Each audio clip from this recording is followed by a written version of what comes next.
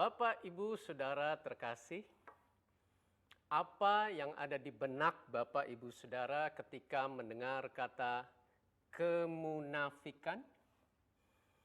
Yesus mau untuk kita menang atas kemunafikan, untuk kita belajar menjadi otentik. Itulah sebabnya saat ini mari saya ajak untuk kita bersama-sama belajar bagaimana cara menang atas kemunafikan. Yesus mengajarkan ini di dalam Lukas 6 ayat yang ke-37 sampai 42. Janganlah kamu menghakimi, maka kamu pun tidak akan dihakimi. Dan janganlah kamu menghukum, maka kamu pun tidak akan dihukum. Ampunilah dan kamu akan diampuni. Berilah dan kamu akan diberi suatu takaran yang baik, yang dipadatkan, yang digoncang dan yang tumpah keluar, akan dicurahkan ke dalam ribaanmu. Sebab ukuran yang kamu pakai untuk mengukur akan diukurkan kepadamu. Yesus mengatakan pula suatu perumpamaan kepada mereka. Dapatkah orang buta menuntun orang buta? Bukankah keduanya akan jatuh ke dalam lubang? Seorang murid tidak lebih daripada gurunya, tetapi barang siapa yang telah tamat pelajarannya akan sama dengan gurunya. Mengapakah engkau melihat selumbar di dalam mata saudaramu, sedangkan balok di dalam matamu sendiri tidak engkau ketahui? Bagaimanakah engkau dapat berkata kepada saudaramu, "Saudara, biarlah aku mengeluarkan selumbar yang ada di dalam matamu," padahal balok yang di dalam matamu tidak engkau lihat? Hai orang munafik, keluarkanlah dahulu balok dari matamu, maka engkau akan melihat dengan jelas untuk mengeluarkan selumbar itu dari mata saudaramu. Bapak, Ibu, Saudara, saya ajak untuk kita menangkap maksud Yesus yang sesungguhnya. Bahwa yang Yesus sorot di sini sebenarnya bukanlah tindakan menghakiminya, saudara. Karena, saudara, apakah menghakimi selalu berarti pasti salah? Oh, saudara, di dalam Yohanes 7 ayat 24, malah Yesus memerintahkan kita untuk menghakimi dengan adil. Nah, jadi saudara, kita mau pahami bahwa yang Yesus sorot di sini bukan tindakan menghakiminya, tetapi kamu kalau menghakimi tapi dengan kemunafikan itu keliru dan itu berbahaya bagi jiwamu sendiri. Saudara, Yesus menjelaskan jangankan menghakimi, kamu lakukan berdoa, berpuasa, memberi, semua tindakan kewajiban agama, dalam arti itu adalah tindakan yang saleh.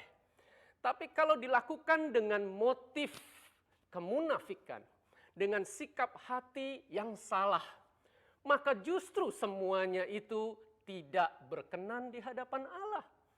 Nah, jadi Bapak, Ibu, Saudara sekalian, saya ajak untuk kita menangkap bahwa yang Yesus perkarakan di sini bukan semata menghakiminya, tetapi hati yang munafik, saudara. Satu kali, waktu saya dalam perjalanan keluar kota, saya mengemudi di jalan tol, tiba-tiba ada satu mobil yang mendahului saya. Dan di bagian belakang mobil itu, saya melihat ada stiker bertulisan besar. Dan waktu saya baca tulisan itu, saudara, saya begitu tertarik sampai saya ikutin mobil ini terus. Sampai saya yakin apa maksud dari tulisan itu. Dan hari ini, saudara, saya tidak pernah lupakan sampai saat ini apa yang ada di dalam tulisan stiker itu. Di dalam bahasa Inggris, saudara, tulisannya yaitu "Don't judge me because I sin differently than you."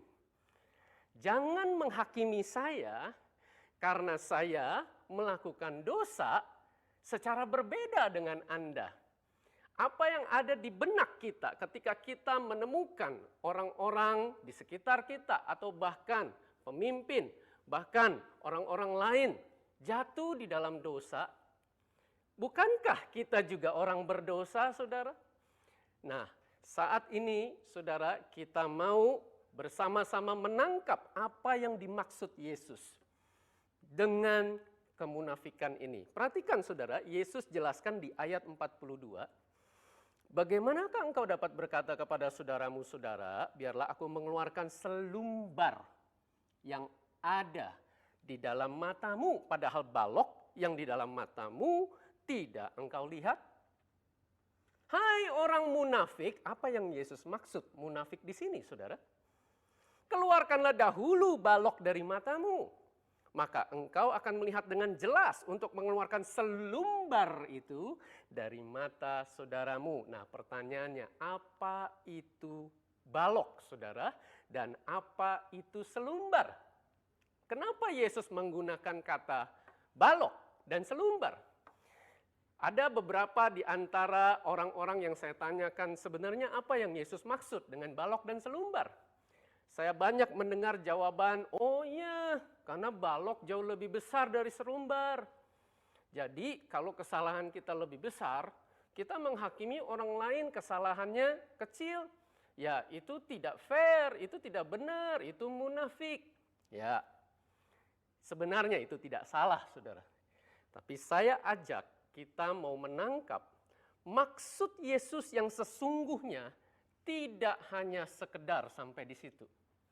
Karena kalau cuma sampai di situ, kenapa Yesus enggak pakai kata-kata seperti pepatah? Gajah di pelupuk mata tidak tampak, semut di seberang lautan justru tampak. Kenapa Yesus enggak pakai kata gajah dan semut? Nah, saudara, apa yang dimaksud balok dan apa yang Yesus maksud selumbar? Saat ini, saudara, kita mau mengerti maksud Yesus di dalam konteksnya. Dari mana kita tahu konteksnya? Yesus jelaskan konteksnya di ayat berikutnya, saudara. Yaitu ayat 43. Yesus jelaskan begini, karena, saudara, itu artinya Yesus masih bicara di dalam konteks ayat sebelumnya. Yesus bilang semuanya itu selumbar dan balok. Kalau kamu nggak lihat balok di depan matamu, kamu gimana bisa keluarin selumbar? Karena tidak ada pohon yang baik yang menghasilkan buah yang tidak baik. Dan juga tidak ada pohon yang tidak baik yang menghasilkan buah yang baik. Ini semua di dalam konteks pohon, saudara. Apa itu pohon? Pohon adalah diri kita sendiri, saudara. Jadi maksudnya apa? Saudara, balok di dalam bahasa Indonesia itu diterjemahkan balok. Itu di dalam bahasa Yunaninya adalah dokos, saudara. Apa itu dokos? A stick of timber.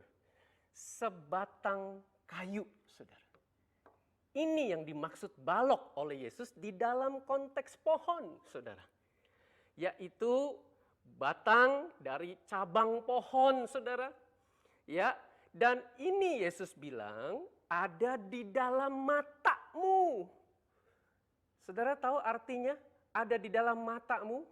Ada sesuatu yang asing, ada sesuatu yang mestinya tidak ada di situ, tetapi itu pada kenyataannya itu ada di dalam matamu dan itu membutakan engkau.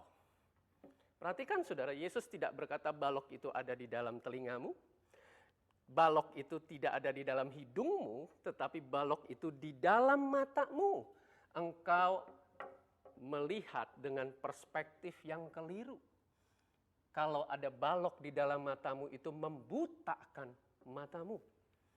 Dan apa itu selumbar, saudara?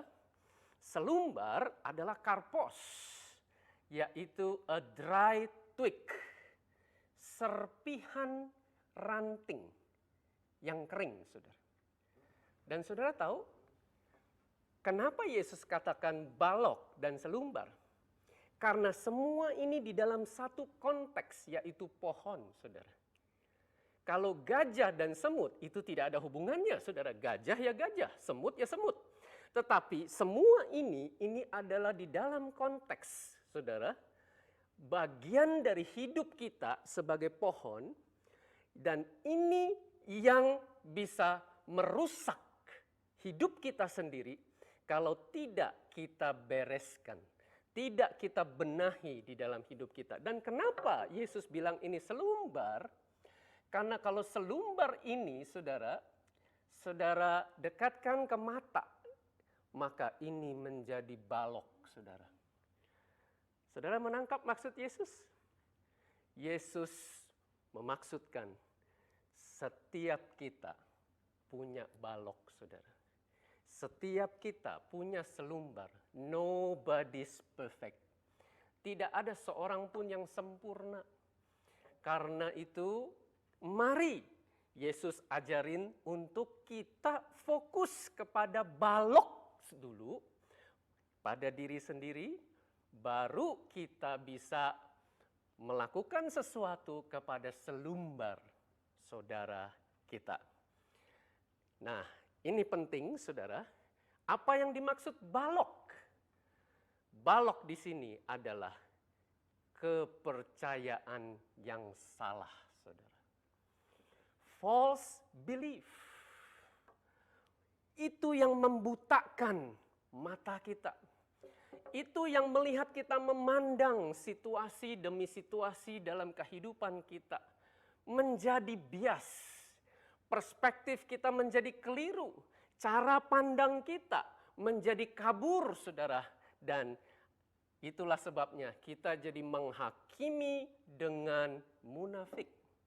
Nah, saat ini, saudara, saya ajak untuk kita menangkap maksud Yesus. Kenapa? Karena kalau kepercayaan kita salah, apa yang saya percaya dalam hati saya akan menentukan bagaimana saya berpikir dan bagaimana saya bertindak.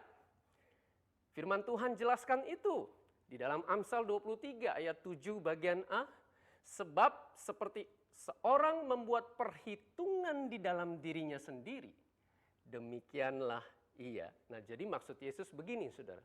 Kalau kamu punya kepercayaan yang salah, kamu punya balok di dalam matamu, kamu melihat itu segala sesuatu menjadi kabur. Karena dari perspektif kamu di dalam diri kamunya sudah salah. Karena ada kepercayaan yang salah. Makanya kamu jadi menilai seorang, menilai orang lain, atau menilai bahkan diri sendiri menjadi salah, menjadi keliru. Dan itu yang Yesus maksud dengan munafik, saudara. Kalau kita punya kepercayaan yang salah, saudara, maka kita akan menjadi merasa tidak aman. Kita jadi berkonflik dengan diri sendiri. Kita jadi berkonflik dengan orang lain. Kita jadi berkonflik bahkan dengan Allah, saudara. Kenapa? Karena kita masih punya kepercayaan yang salah. Dan saudara, kepercayaan yang salah ini begitu dalam. Kenapa? Karena itu adanya jauh di dalam relung hati kita. Dan kita sudah ditanamkan bahkan sejak kecil, saudara. Satu demi satu, kepercayaan demi kepercayaan yang salah. Sehingga itu menimbulkan emosi yang negatif. Kita bisa menjadi takut karena kita punya kepercayaan yang salah. Kita bisa menjadi mudah tersinggung. Kita bisa menjadi mudah marah. Kita jadi bereaksi negatif. Itu semua sebetulnya bukan semata karena terjadi situasi kondisi yang dibuat oleh orang lain. Tapi yang terutama karena di dalam diri kita sendiri ada balok, ada kepercayaan yang salah. Nah, saat ini saya ajak setiap kita Mari kita evaluasi diri sendiri setiap kita tanya. Kalau sebentar ada beberapa poin, tanda-tanda ini adalah contoh sebagian kepercayaan yang salah, saudara. Apakah saudara kita mau sadari yang sebentar ini hanya 15 poin kepercayaan yang salah? Tahu nggak saudara? Ada ratusan, bahkan ribuan kepercayaan yang salah yang ada di dalam hati dan pikiran kita. Tapi mulai dari 15 poin ini saya ajak untuk setiap kita mulai mengidentifikasi, mengenali, ya ini adalah bagian dari kepercayaan yang salah di dalam hati dan pikiran saya. Makanya saya menilai orang lain, saya menilai diri sendiri dengan tidak fair, dengan perspektif yang keliru. Mari saya ajak setiap kali saya membacakan ini, mari setiap kita introspeksi diri kita. Mari kita evaluasi diri kita. Mari kita cek diri kita sendiri. Yang pertama, saya berkata ya ketika sebenarnya saya bermaksud tidak. Saudara mengerti? Kalau dari awalnya kita tuh sudah nggak enak kan, maunya ngomongnya enggak, tapi ya akhirnya kita lakukan segala sesuatu setengah hati, akhirnya kita jadi nyalain orang lain. Lihat saudara, itu munafik. Itu munafik, itu balok, itu balok. Bukan soal situasi kondisi yang terjadi setelah itu, tetapi dari awalnya kita sudah keliru. Yang kedua, saya merasa depresi saat orang lain memandang saya rendah. Saudara mengerti? Akhirnya saat saya dipandang rendah, saya akhirnya jadi balas menghina dia. Saya jadi balas merendahkan dia. Padahal, sadarkah kita, kalau ada orang lain memandang saya rendah, apakah sejatinya memang saya benar-benar rendah kalau dia memandang saya rendah? Kalau di dalam diri kita tidak ada balok, saudara, maka kita mampu beroleh kasih karunia, berespon dengan benar. Tapi karena saya punya kepercayaan yang salah, akhirnya saya juga menghakimi dia. Akhirnya saya juga berespon negatif terhadap dia. Itulah yang Yesus maksud munafik.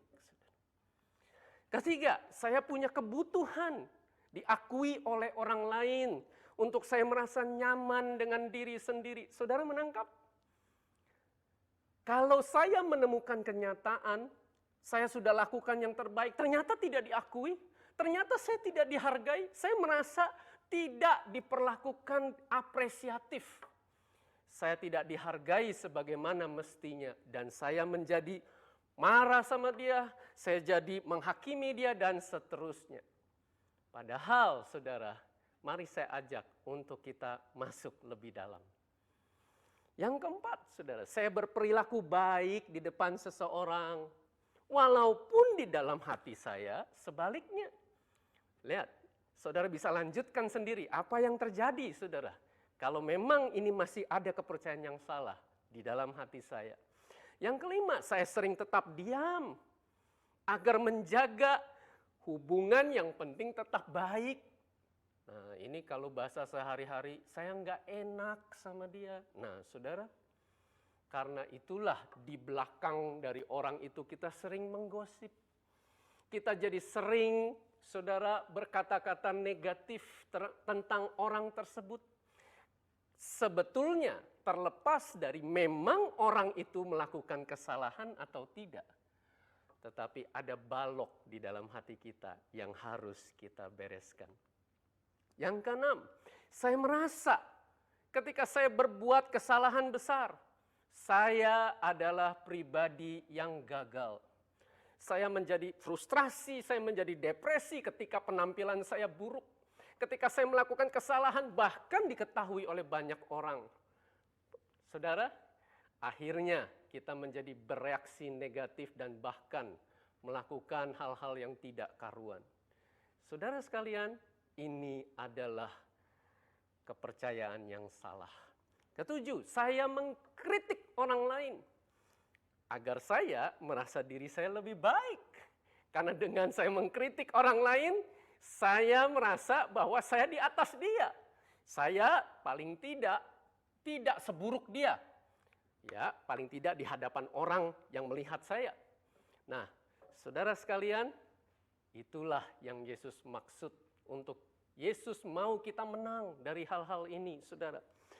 8, saya menghindari terlihat lemah atau bodoh saat saya tidak punya atau tidak tahu jawabannya. Tahu nggak saudara, apa kepercayaan yang salah dari perilaku ini? Kepercayaan saya yang salah. Orang yang tidak tahu pasti bodoh. Apakah benar demikian? Itu adalah kepercayaan yang salah, saudara. Kalau kita semua tahu semuanya, maka saudara, kita bisa menjadi Tuhan, saudara. Dan kita tidak lagi butuh Tuhan. Kita semua terbatas. Itulah kepercayaan yang benar. 9, saya harus melakukan atau menjadi luar biasa. Untuk saya merasa lebih hidup. Untuk saya merasa hebat. Untuk saya merasa dipandang orang lain bahwa saya ini istimewa. Bahwa saya ini superior. Saudara sekalian, dan ketika kita menemukan kenyataan, orang lain tidak memandang demikian terhadap saya menjadi kecewa, saya menjadi menghakimi dia, dan seterusnya. Saya menikmati saat orang lain terkesan oleh karisma atau prestasi saya. Saudara, kalau orang lain menaruh kekaguman, menaruh simpati, dan mereka terkesan, bukan berarti mereka salah. Itu adalah respon yang wajar kalau memang Tuhan menaruh kemuliaannya pada kita. Tuhan menaruh kuasanya dan segala hal yang Tuhan berikan berupa talenta dan kompetensi dan seterusnya. Tetapi saudara dengar, semua itu firman Tuhan ajarkan dikembalikan kepada Allah karena kemuliaan adalah milik Allah. Kalau saya menikmati itu, saudara dengar, ada balok, ada kepercayaan yang salah yang harus saya bereskan di dalam hati saya. Yang ke-11, saudara, saya cenderung takut. Saya cenderung main aman. Saya cenderung menghindari resiko. Saya cenderung nggak mau lakukan sesuatu tindakan yang berani untuk melangkah maju, progres. Untuk saya melakukan inisiatif dan seterusnya. Saudara, mari saya ajak setiap pribadi tanya, apakah itu terjadi karena ada kepercayaan yang salah di dalam diri saya? Saya melakukan yang diinginkan orang lain agar mereka tidak marah pada saya. Dan waktu mereka marah, saudara, padahal saya sudah melakukan, saya jadi menghakimi mereka. 13, saya gunakan pengetahuan saya gunakan kemampuan saya gunakan apa yang bisa saya lakukan semaksimal mungkin untuk menutupi perasaan minder saya. Saudara, ini sesungguhnya yang Yesus maksud. Dan waktu kita menemukan orang mengkritik, orang memberikan masukan, kita menjadi tersinggung, saudara. Padahal sebetulnya terlepas dari kritikan mereka benar atau salah, karena ada sesuatu yang rapuh di dalam diri saya yang harus saya bereskan. 14, saya berusaha terlihat sibuk agar orang lain mengira saya seorang yang sukses, saya seorang yang penting, saya seorang yang berhasil, dan saya harus usahakan itu supaya terlihat. Nah, ini termasuk saudara yang saya tampilkan di media sosial, yang saya munculkan di depan publik, di depan orang lain supaya orang lain melihat saya pada tingkatan tertentu yang saya harapkan, yang padahal sebenarnya kenyataan sesungguhnya saya tidak demikian seperti kesan yang ingin saya sampaikan. Saudara sekalian, itu munafik. Dan yang terakhir, saya membandingkan diri saya dengan orang lain dalam banyak hal. Adakah di antara Bapak Ibu Saudara yang berkata di dalam hati, Pak, dari 15 itu saya semuanya ada, Pak. Saya mau sampaikan kepada Bapak Ibu Saudara. Saudara tidak sendirian. Karena saya tidak lebih baik daripada saudara. Bahkan saya bisa tambahkan poin-poin selanjutnya. Begitu banyak kepercayaan yang salah yang ada pada diri saya. Yang terutama di sini saudara, mari saya mau ajak untuk kita bersama-sama mengenali ini. Mari kita bahas di dalam komunitas, baik itu komsel, kompak, di dalam keluarga saudara. Untuk kita sama-sama saling membangun, untuk kita saling mengenali, untuk kita bangun hubungan, bukan cuma yang di permukaan. Karena ketika kita membahas ini, Yesus sedang membahas hal-hal yang jauh di dalam relung hati kita, saudara. Untuk kita menang di dalam hal ini, saudara, kita mesti mengalami rasa aman yang sejati. Bagaimana caranya untuk kita memiliki rasa aman yang sejati ini, saudara? Inilah caranya, yaitu bagaimana cara menang atas kemunafikan. Yesus menjelaskan ini, saudara. Yang pertama adalah kita harus berdamai dengan Allah. Yesus jelaskan di ayat 39 dan ayat 40. Dapatkah orang buta menuntun orang buta? Saudara, untuk menang atas kemunafikan, yang pertama saya harus sadar bahwa saya buta. Kalau ini tidak terjadi, kita akan merasa bahwa saya benar. Bahkan saya merasa bahwa saya paling benar. Yang lain semua salah. Nah, itu adalah tanda yang konkret bahwa saya buta. Dan kalau saya tidak sadar, maka saya tidak akan mengalami Yesus mengubah saya. Dan saudara perhatikan, Yesus di sini ajarkan orang buta akan secara alamiah cari tuntunan, saudara. Dan pada kenyataannya yang terjadi, ketika kita buta, kita akan cari berhala. Kenapa di sini dibilang orang buta menuntun orang buta? Karena firman Tuhan ajarkan, berhala punya mata tetapi tidak melihat.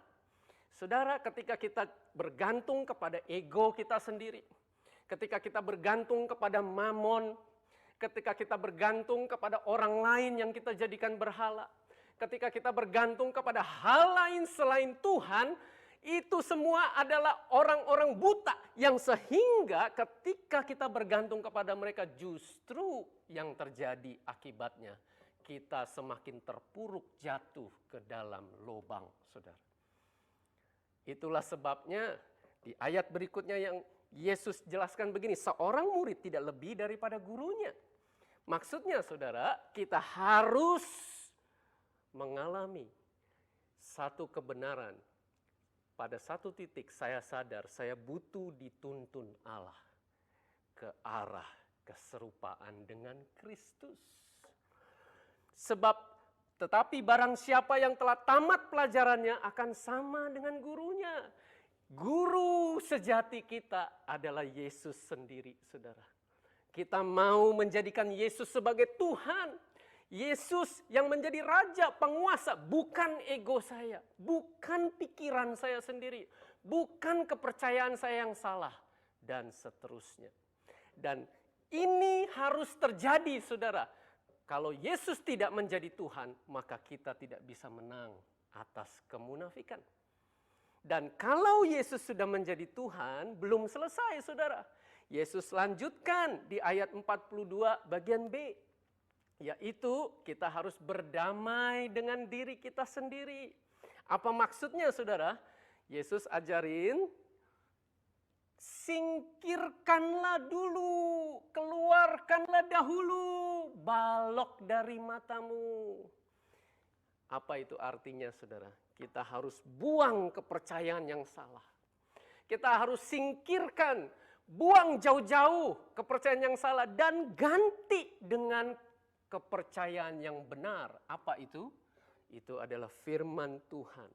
Di dalam Yakobus 1 ayat 21 dijelaskan, terimalah firman yang tertanam. Di dalam bahasa aslinya, terimalah firman yang dicangkokkan di dalam hatimu.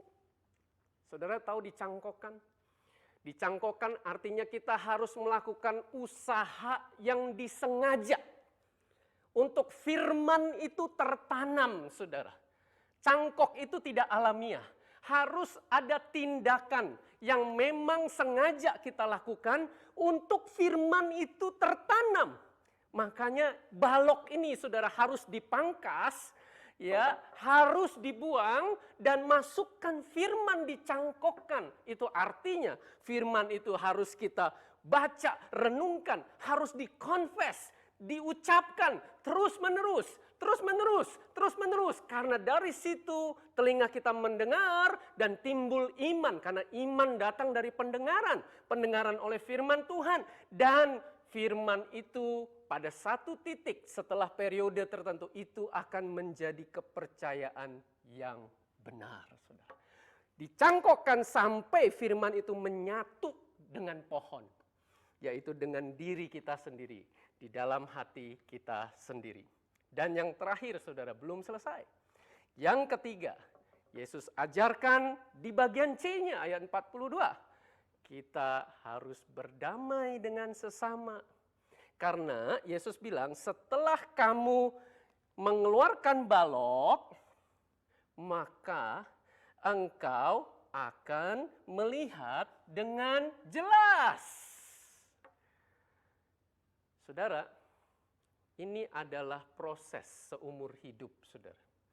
Kenapa? Karena sekian banyak kepercayaan yang salah di dalam hati dan pikiran kita. Itulah sebabnya kita nggak bisa sendirian, saudara. Untuk bisa melihat dengan jelas, orang buta menjadi sembuh.